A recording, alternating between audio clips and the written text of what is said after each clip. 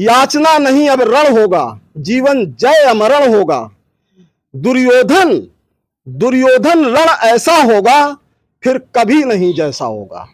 बस इसी से सुनिएगा। ये राह जहां तक जाएगी राहगीर वहां तक जाएगा। ये राह जहां तक जाएगी राहगीर वहां तक जाएगा। और तुम नदियों से क्या पूछ रहे हो, नीर कहां तक जाएगा।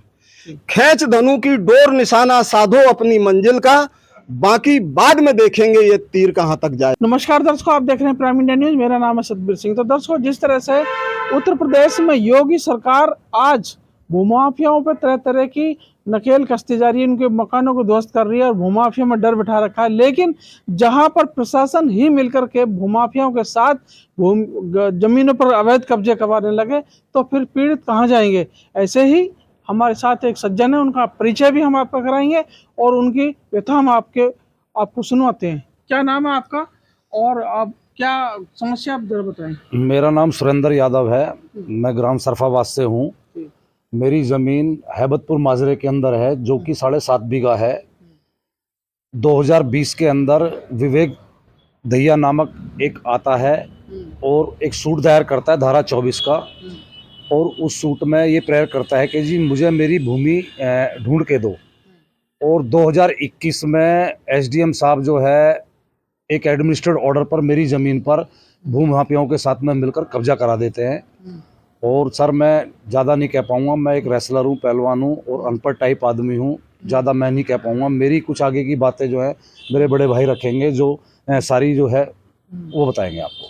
चलिए, हम आपके बड़े भाई जी से मिल लेते हैं। क्या आइए सर, क्या नाम है आपका। सर, मेरा नाम डॉक्टर वीके सिंह है। जी सिंह साहब। मैं वरिष्ठ पत्रकार हूं, आप ही की तरह। बहुत बहुत और ये तो पब्लिक इंटरेस्ट में, किसान हित में मैं इस लड़ाई को लड़ रहा हूं। चूंकि ये पहलवान है और लगता था मुझे कहीं कोई उल्टा सीधा काम ना कर बैठे, पहलवानी या ताकत के जोश में आकर के कानून अपने हाथों में ना ले ले। तो हमने इससे एक प्रॉमिस किया कि पहलवान परिस्थितियां चाहे जो भी रहें, किसी भी स्थिति में, किसी भी परिस्थिति में कानून को अपने हाथ में नहीं लेना है। देश में जुडिशरी है, न्यायपालिका है, स्थापित है। उस न्यायपालिका के थ्रू हम तुमको न्याय दिलवाएंगे और तब से हम इसकी लड़ाई लड़ रहे हैं। आप द्वारा अभी हमने एक अखबार में भी, एक पोर्टल पे भी खबर पड़ी है, आपने पुलिस वहाँ की प्रशासन पर, एसडीएम पर बड़े गंभीर आरोप लगाए हैं। क्या सच्चाई है उनमें। सतवीर साहब, मैंने जो आरोप लगाए हैं, मैं पूरी जिम्मेदारी के साथ ये आरोप लगाए हैं। मैं इस संदर्भ में इतना कहना चाहूँगा कि जो भूमाफिया है विवेक दहिया, मैं पूरी जिम्मेदारी से कहता हूँ भूमाफिया, उसने राजस्व ग्राम हैबतपुर के खसरा संख्या 329 का एक वाद 2020 में योजित किया। ठीक है, धारा 24 में वो जा सकता है, लेकिन धारा 24 के प्रावधानों में, यूपीआरसी 2006 धारा 24 का प्रावधान ये है कि धारा 24 में केवल वही लोग सूट करेंगे जो अपनी जमीन पर मौके पर कब्जे में हों या फिर उनकी जमीन एक दूसरे के खेत से मिली, और जो तब वो पड़ोसी काश्तकारों जो इनसे मेल मिलान है उनको वो प्रतिवादी बना सकते हैं। ठीक है, वो धारा 24 में गए, खसरा संख्या 329 में उनका प्रतिवादी कौन हो सकता था, उन्होंने अपने विवेक से, मैं तो कहूँगा विवेक नहीं बल्कि यहाँ पर एक मैलिशियस इंटेंशन से, ये धारा 24 मैलिशियस इंटेंशन से शूट किया गया है।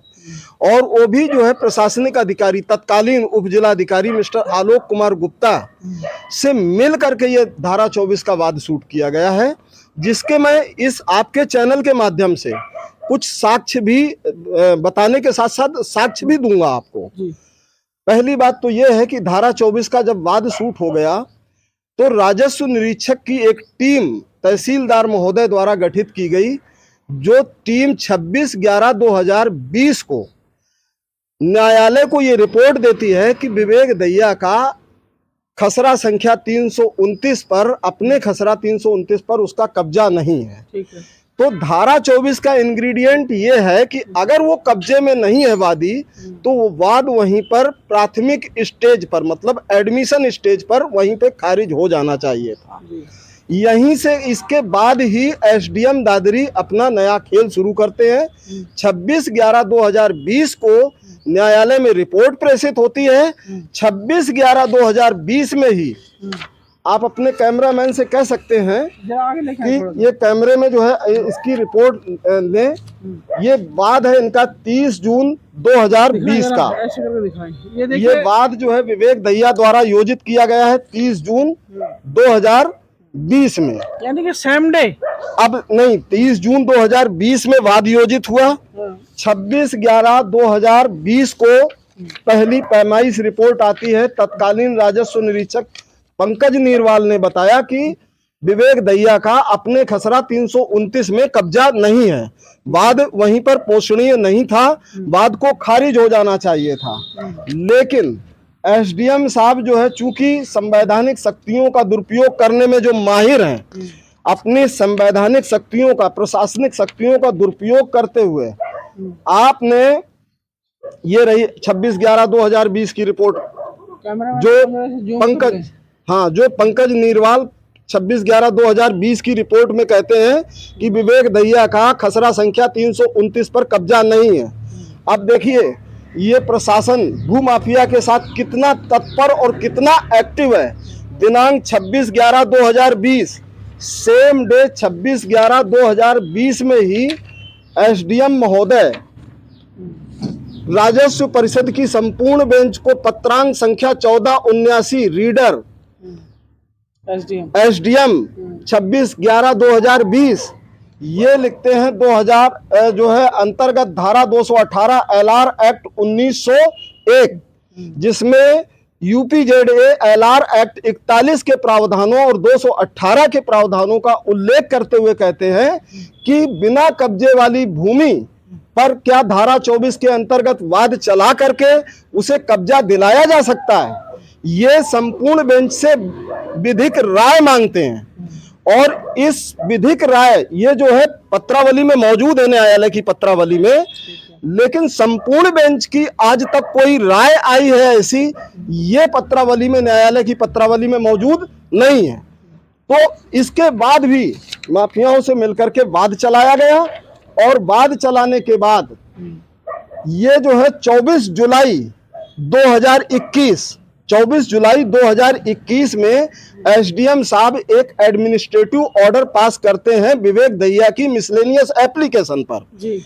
और इसी मिसलेनियस एप्लीकेशन की आड़ में दिनांक 29 जुलाई 2021 को एक राजस्व टीम कॉन्स्टिट्यूट करते हुए, जिसमें सेवानिवृत्त धर्मवीर शर्मा राजस्व निरीक्षक था, उसके नेतृत्व में टीम कॉन्स्टिट्यूट करके खसरा संख्या 329 की जगह 330 पर कब्जा करा दिया।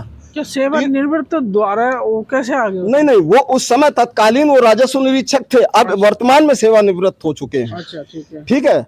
उसके द्वारा कब्जा करा दिया, तार फेंसिंग करा दी और विवेक दहिया का खसरा संख्या 329 का वहां पे बोर्ड लगवा दिया। यानी खसरा जो संख्या 329 का 330 पर कब्जा करा दिया। ये और वहां पे बहुत भारी पुलिस बल, जिसमें बहुत बड़े गुंडों की चैन थी, जो एचएस है, क्या कहते हैं, थाना कविनगर से, थाना मसूरी से और इवन देन थाना बिसरत, थाना क्या कहते हैं 71 में भी उनके खिलाफ मुकदमे हैं और दिल्ली आरकेपुरम में उनके खिलाफ मुकदमे हैं और ऐसे करीब 60 मुकदमे हैं एक गैंगस्टर के। वो गैंगस्टर उस दिन साथ था। वीडियो सीडी जो है हमने न्यायालय में पेश की है, वो सीडी को आज तक देखा नहीं गया, बल्कि न्यायालय ने सीडी और तोड़ दी अपनी फाइल पत्रावली में। अब इसके बाद हमारे सह खातेदार जो इनके किसान के सह खातेदार हैं, आरती सिंह, सर्वेश, असरफी, इन्होंने कई बार जो है एसडीएम साहब के यहाँ पत्राचार किया कि हमारे जो है वाद जो है अभी तक निस्तारित नहीं हुआ है और न्यायालय में वाद है, विवेक दहिया ने जबरन कब्जा कर लिया है, आपके एडमिनिस्ट्रेटिव ऑर्डर पर कब्जा हुआ है, कृपया इसको रिस्टोर किया जाए, कब्जा मुक्त किया जाए, मेरा कब्जा पुनः बहाल किया जाए। न्यायालय में एक भी रिस्टोरेशन की एप्लीकेशन पर सुनवाई नहीं हुई। आज तक रिस्टोरेशन की एप्लीकेशन पर सुनवाई नहीं हुई। अब अगर भविष्य में अब कुछ नहीं होता है तो आप क्या क्या कदम उठाएंगे? अब आपने ये जो ये दिया बड़ा- क्या, या आपने ये कोर्ट में बड़ा जेन्युइन प्रश्न है सतवीर साहब। या आपने कहा है कि अगर मुझे इस यहाँ पे न्याय नहीं मिला तो फिर हम क्या करेंगे? तो साहब इसके लिए हमारे जो है, हम दो बातें कोड करेंगे, ध्यान से सुनिएगा। ये राह जहां तक जाएगी राहगीर वहां तक जाएगा। ये राह जहां तक जाएगी राहगीर वहां तक जाएगा। और तुम नदियों से क्या पूछ रहे हो, नीर कहां तक जाएगा। खींच धनु की डोर निशाना साधो अपनी मंजिल का, बाकी बाद में देखेंगे ये तीर कहां तक जाएगा। और श्रद्धेय रामधारी सिंह दिनकर साहब को याद करते हुए मैं तहसील में मौजूद दुर्योधन दुशासनों को बता देना चाहता हूं कि याचना नहीं अब रण होगा, जीवन जय अमरण होगा। दुर्योधन दुर्योधन रण ऐसा होगा फिर कभी नहीं जैसा होगा। बस इसी के साथ मैं अपनी बात को समाप्त करता हूं। देखो दर्शकों, इस समय जो है क्या सच्चाई है, सारे सबूत इनके पास हैं, लेकिन अब प्रशासन से भी प्राइम इंडिया न्यूज़ जरूर इसमें क्वेश्चन करेगा कि आखिर सच्चाई क्या है। आप बने रहिए प्राइम इंडिया न्यूज़ के साथ। मैं कैमरामैन सुनीता के साथ, धन्यवाद।